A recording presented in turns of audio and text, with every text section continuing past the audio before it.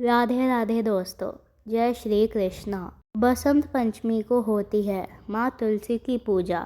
जानिए क्यों धोबिन देती है औरतों को सुहाग। बसंत पंचमी को माँ सरस्वती के साथ साथ माता तुलसी की भी पूजा की जाती है। कहा जाता है यदि इस दिन औरतें अपने पति की लंबी आयु के लिए कामना करती हैं और धोबिन से सुहाग लेती हैं तो उनका यह व्रत सफल माना जाता है। हिंदू धर्म के अनुसार बसंत पंचमी के दिन यदि औरतें सुबह सूर्य उदय से पहले उठकर स्नान आदि करके स्वच्छ और पीले रंग के वस्त्र धारण करें, इसके बाद माँ सरस्वती और माता तुलसी की पूजा करें। पूजा में माता तुलसी को पीले रंग की चूड़ियाँ, पीले वस्त्र, पीला सिंदूर और सुहाग का सामान अर्पित करना चाहिए। इसके साथ माता तुलसी को पीले रंग का भोग कुछ मीठा लगाना चाहिए और अपने पति की लंबी आयु और अच्छे जीवन की कामना करनी चाहिए। ऐसा माना जाता है कि यदि धोबिन अपने मांग का सिंदूर सुहागिन औरतों को देती है तो उससे आपके सुहाग की आयु बढ़ती है। हिंदू धर्म में बसंत पंचमी और कन्या के विवाह के समय धोबन से सुहाग लेना शुभ माना जाता है। इसकी कथा शिव शक्ति से जुड़ी हुई है, जो इस प्रकार है। पौराणिक कथा के अनुसार एक बार की बात है, एक घर में 3 स्त्रियां थीं, माँ, बेटी और बहू। उनके घर पर अक्सर एक साधु भिक्षा लेने आया करता था।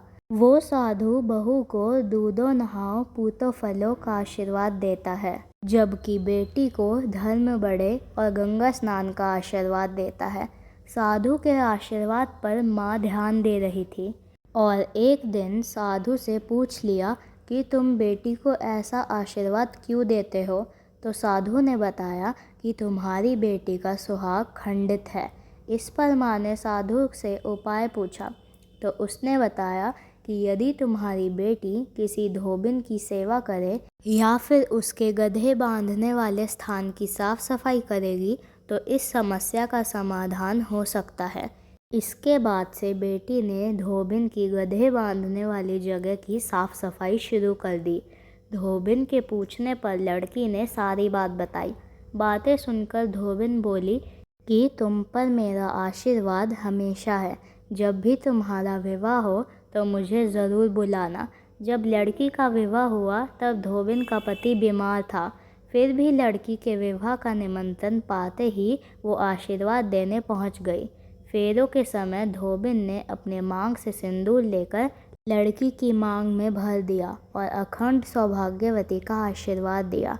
जब धोबिन घर लौटकर आई तब उसने देखा कि उसके पति की मृत्यु हो गई है, तो उसने शादी में मिले पुरवे के 108 टुकड़े किए और शिव शक्ति की आराधना करके पीपल के 108 बार परिक्रमा की।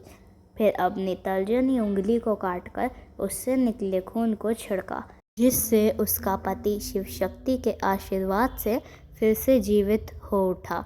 तब से यह परंपरा चली आ रही है कि यदि कोई भी कन्या शादी की सुबह या बसंत पंचमी के दिन धोबिन से सुहाग लेती है तो उसे अखंड सौभाग्यवती का आशीर्वाद प्राप्त होता है। दोस्तों, आपको ये जानकारी कैसी लगी कृपया कमेंट करके ज़रूर बताएं। वीडियो पसंद आई हो तो लाइक करें और कृपया मेरे चैनल को सब्सक्राइब करें। धन्यवाद। राधे राधे।